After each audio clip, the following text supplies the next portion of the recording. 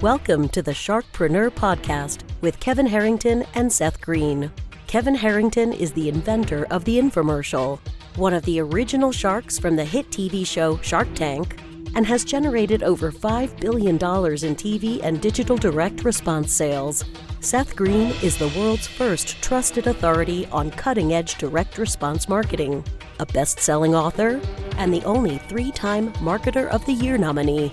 On the podcast, Kevin and Seth interview sharkpreneurs who share straight talk on what it takes to explode your business. 49 faces looked to him in triumph. Over the last 12 months, they had each taken turns and promoted his business for a week at a time, driving over $987,342 in revenue. What if you had a network of 50 centers of influence who promoted your business every week for a year? Grab your copy of the #1 Amazon best-selling book, The Ultimate Guide to Growing Your Business with a Podcast, at 33% off the Amazon price by going to ultimatepodcastbook.com. Again, that website for 33% off the Amazon price is ultimatepodcastbook.com. Welcome to the Sharkpreneur Podcast. This is your co-host, Seth Green. Today, I have the good fortune to be with Daniela Bolzman from mindfulgoods.co, an amazing Amazon firm that we're going to hear all about, all the different things they do to be your go-to Amazon creative team. Daniela, thanks so much for joining us. Thanks for having me. Glad to be here. Glad to have you here. Let's go back in time just a little bit. How did you get started? Oh man, long story short, I hit an early career burnout when I was exiting my tech startup. And when I was going through that identity crisis that it was, I was trying to figure out what I wanted to do with all of my marketing skills. And e-commerce was the direction that I decided to go in. And at that time was when Amazon had acquired Whole Foods.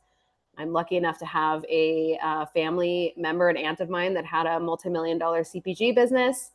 I asked if I could learn the ropes with Amazon at that time. She let me do that. And once I saw what a learning curve it was for entrepreneurs, I realized that that I should just double down and focus all my energies there. So yeah, I went from having a full service Amazon agency to a couple years in pivoting to just a creative studio for e-commerce brands that sell on Amazon. And that's what we've been doing ever since.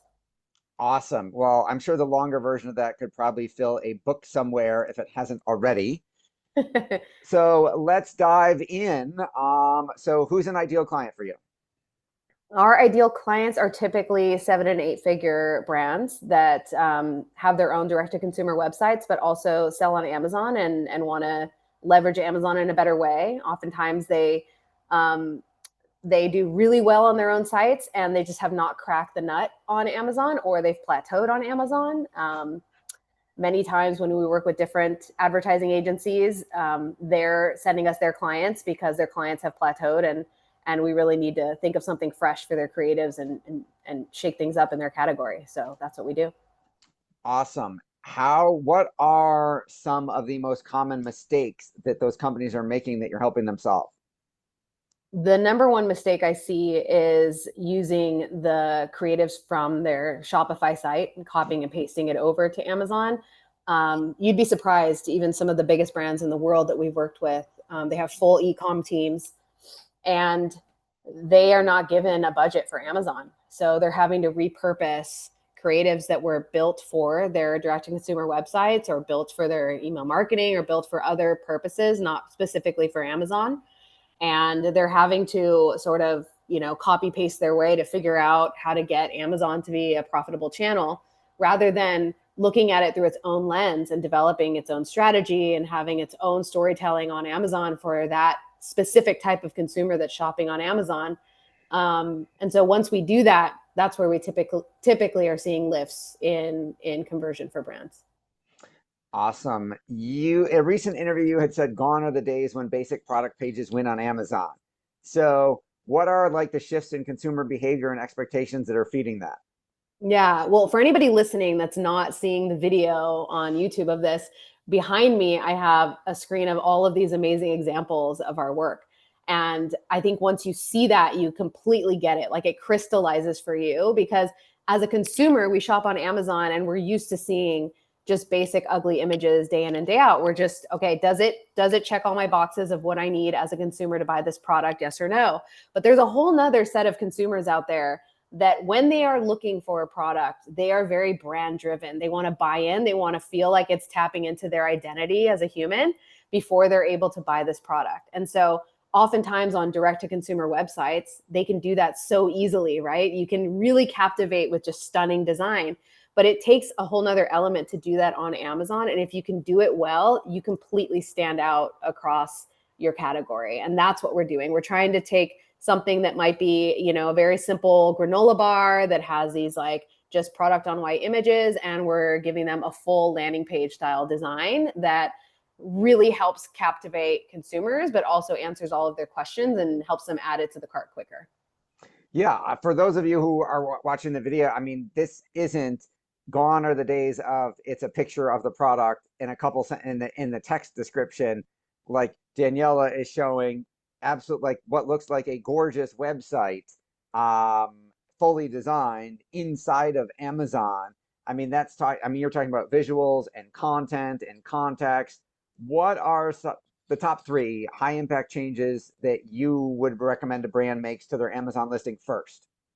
Oh my goodness, I have the exact 3. So we actually run hundreds of split tests every year for our clients. And we do aggregate data polls, and we publish the results on our website at mindfulgoods.co. So there's a whole metrics page that shows what are the best performing split tests and where you should put your energy.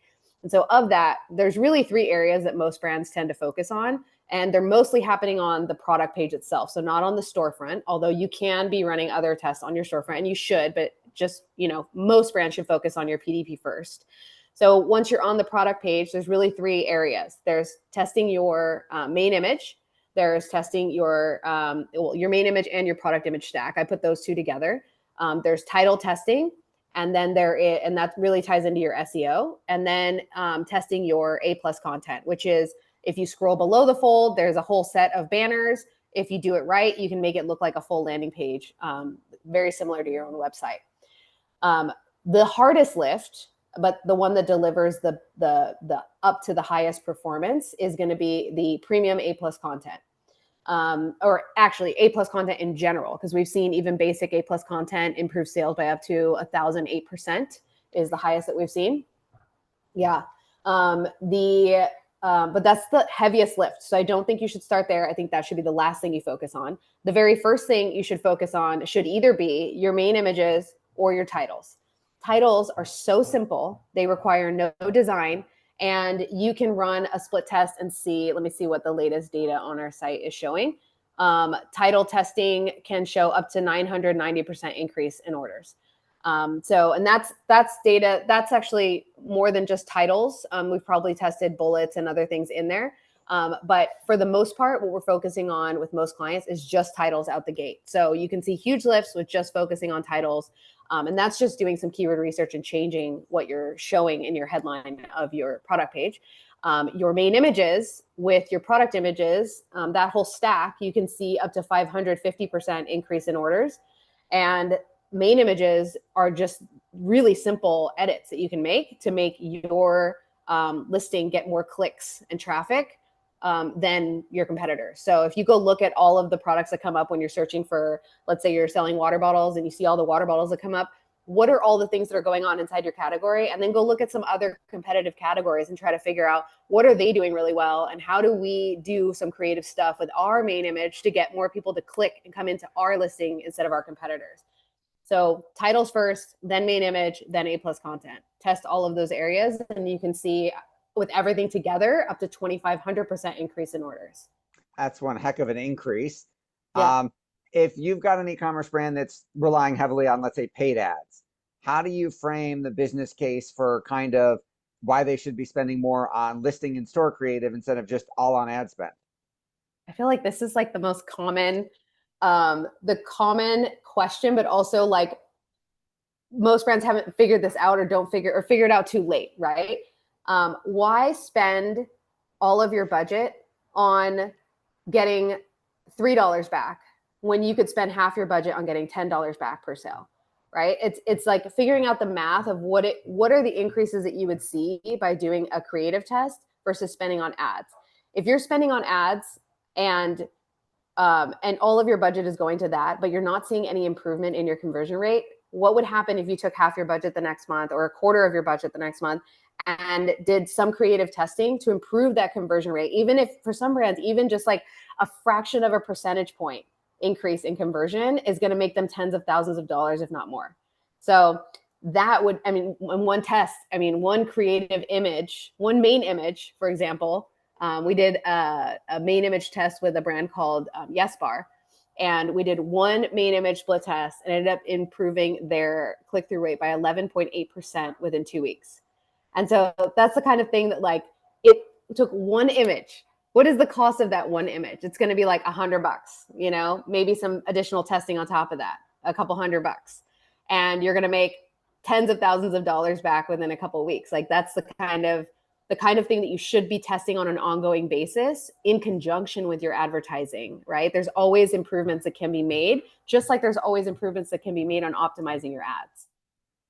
You have helped so many businesses achieve greater levels of success. What's your biggest challenge now? My biggest challenge, I would say, is that we can't help everybody. So I would love to be an agency that could just say yes and could take on as many clients as we could. Unfortunately, we are not that. We are a very boutique creative team. We work with about 10 to 15 brands every month. They don't have to be the biggest brands in the world. We work with some smaller brands too, but typically at this point, we are working with larger CPG brands or more established direct-to-consumer brands. And we can only help who we can help. And that's a very small percentage of the brands that come our way. So I'd say we probably turn away about 90% of business that comes our way. And that's my biggest challenge at the moment. I don't know if that's technically an operational challenge or more so an entrepreneurial ethical challenge as well, because we like to only take on business that we know we can do right by. So as well, you should. Your passion is obvious. What do you like best about what you're doing? Best about what I'm doing? Couple things. One, I would say, is the types of brands that we support are the brands that I typically tend to buy and love and use. And so it's like really awesome to have brands that come to us and have our teammates be like, oh my gosh, I love that brand. And we get so excited to work on those types of projects because we already know, like, and trust the brand. And then we get to tell their story in a better way on Amazon. So that brings me a lot of joy. And then personally, I would say it's just being able to build a lifestyle business that helps a bunch of other women around the world that also contribute to our projects, I think is like probably one of my proudest accomplishments to date. So I know I'm very fortunate and I'm very grateful for what we've done. That is amazing. If you could go back in time and give yourself some advice from the day that you started Mindful Goods, what would you tell yourself? Go all in with conviction. You got this. Awesome advice. We greatly appreciate your time, Daniela. We know it's incredibly valuable. For our folks who are watching and listening and want to learn more, where is the best place for them to go to learn more about you? Find me on LinkedIn. I share tips and tutorials every day and examples of our work. And you can find us at mindfulgoods.co.